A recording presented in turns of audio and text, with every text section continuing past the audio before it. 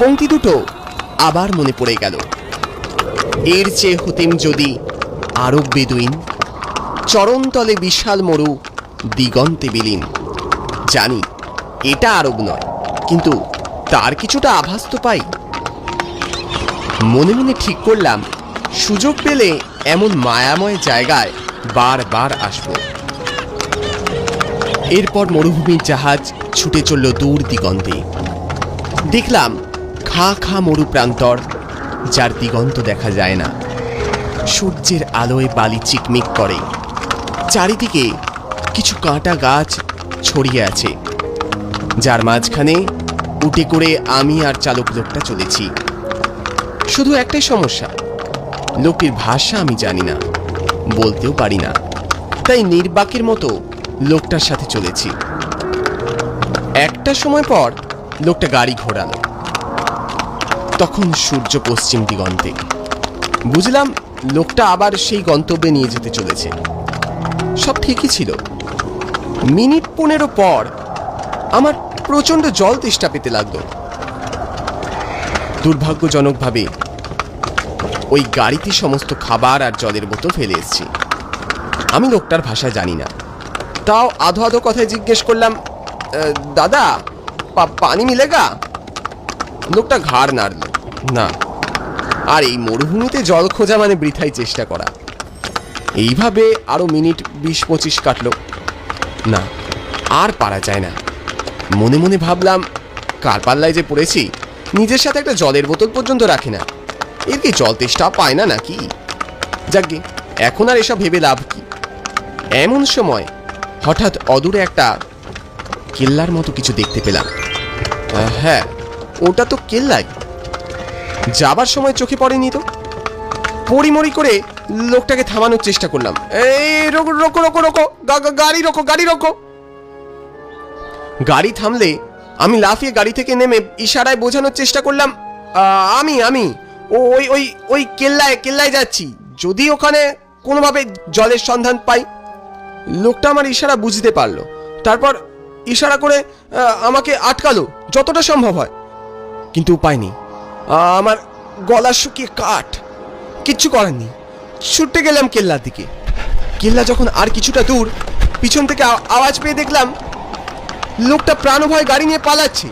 চিৎকার করে থামানোর চেষ্টা করলাম তাকে, এই গাড়ি রোকো, গাড়ি রোকো। না, কোনো লাভ হলো না। আরো একটা বিচ্ছিরি অবস্থার মধ্যে পড়ে গেলাম। এখন সামনে কেল্লা আর পিছনে ধুধু প্রান্তর। এদিকে সন্ধে হয়। আর কিছু ভাববার অবকাশ নেই। সোজা কেল্লার দরজার সামনে চলে গেলাম। সদর দরজাটাকে 2-4 বার নাড়া দিতেই বিশাল সদর দরজাটা খুলে গেল। আশ্চর্যজনকভাবে দেখলাম কেল্লার ভিতরটা আলোয় আলোকিত। মেঝেটা সবুজ চাদরে মোড়া, যেন এখানে এখনো রাজরাজাদের বাস। ভালোই হলো, ক্ষুধা তেষ্টা তো মেটানো যাবেই, আজ রাতটাও হয়তো ভালোভাবে কাটানো যাবে এই ভাবলাম। চেঁচিয়ে বললাম, জল পাওয়া যাবে কি? কেল্লার আর এক পাশ দিয়ে একই কথাই প্রতিধ্বনির মতো শোনালো। তাহলে কি এই কেল্লায় আর কেউ থাকে না? তা কি করে হয়? এরকম সুন্দর সাজানো, এরকম আলোয় আলোকিত। আবার চিৎকার করে বললাম, কেউ আছেন? না, সে একই ঘটনা ঘটল। আমি বিধ্বস্ত, দেহে প্রচন্ড ক্লান্তি, তাই উঠে দাঁড়ানোর শক্তিটুকুও হারিয়েছি। মনে মনে ভাবলাম, ওই লোকটার কথা শুনলে হয়তো এমন বিপদে আমায় পড়তে হতো না। এসব ভেবে আর এখন লাভ কি? হঠাৎ কেল্লার চারিপাশ জুড়ে একটা সুরেলা ধ্বনি শুনতে পেলাম। আওয়াজটা সামনের ঘরটা থেকে আসছে মনে হয়। আমি জল পাওয়ার আশায় শেষ চেষ্টা করলাম। কোনো রকমে দরজার সামনে গিয়ে দরজা খোলার চেষ্টা করলাম। দরজাটা সশব্দে খুলে গেল, কিন্তু শব্দটা বন্ধ হয়ে গেল। আরো আশ্চর্যের ব্যাপার যেটা হলো, দেখলাম সেই সুবিশাল ঘরে বিশাল টেবিলে প্রচুর রাজকীয় খাদ্য আর পানীয়, একটা রাজস্থানী বাদ্য, কিন্তু কোনো মানুষজন চোখে পড়ল না।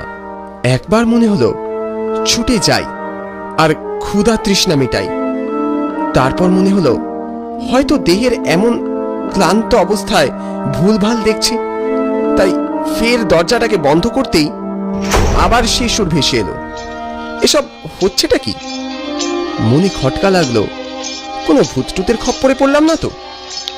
আবার দরজাটা আধো খুলতেই আটকে উঠলাম। কোনো জায়গায় কেউ নেই, অথচ থালা, বাটি, গ্লাস, চামচ সব নড়ছে। এমনকি ওই রাজস্থানী বাদ্যটাও নিজে থেকেই বেজে চলেছে। এরকম একটা অবস্থায় আমি আর এসব সহ্য করতে পারলাম না। আমি মূর্ছা গেলাম। আমার শুষ্ক গলায় জলের স্পর্শে আধো চোখ মেলে দেখলাম একটা জীবন্ত গ্লাস আমায় জল খাওয়াচ্ছে। প্রচন্ড ভয়ে আর্তনাদ করে আমি কেল্লার সদর দরজা দিয়ে জোর ছুট দিলাম। রাতের তারা আর চাঁদের আলোয় আদিগন্ত মরুভূমি দিয়ে ছুটতে কোথায় চলেছি কে জানে। অন্ধকারে দূরে কোথাও রাসিদুলের আওয়াজ পেলাম। স্যার, ও স্যার, আপনি কোথায়? এই তো এখানে। অতি কষ্টে দুজনে দুজনকে খুঁজে পেলাম। রাসিদুল বললে, কোথায় ছিলেন আপনি? আমি ওকে ওই সমস্ত ভৌতিক ঘটনাটা জানালাম। আরো বলল, না না, ওরা সেরকম ভূত নয়, ওরা অন্য রকম ভূত। অন্যরকম? সেটা কিরকম? ওই ভূতের রাজা মানুষ নেহাত ফ্ল্যাট মাল্টিপ্লেক্সের ঠেলায় এই কেল্লায় এসে উঠেছে। ও, তাহলে কেল্লার ব্যাপারটা সমস্তটাই কাল্পনিক। কাল্পনিক না ভৌতিক, আপনি ঠিক করুন। বলি রাসিদুল, তুমি কি করে এত সব জানলে এদের ব্যাপার স্যাপার? ধরে দিন না, আমিও ঠিক আপনার মতোই কোনো একদিন বিপাকে পড়ে কেল্লায় যাই, কিন্তু আপনার মতো ভয় না পেয়ে ওদের সাথে এক রাত কাটাই। ও, তার মানে তুমি আমাকে ভীতু বলতে চাও? না মানে ওই ছাড়ুন তো সব কথা, শিগগির হোটেলে চলুন। আপনাকে দেখতে না পেয়ে চারিদিকে হইচই পড়ে গেছে। রাসিদুলের সাথে হোটেলে পৌঁছলে আমি আর রাসিদুল এই দুঃসাহসিকতার জন্য দুজনে খুব বকা খাই।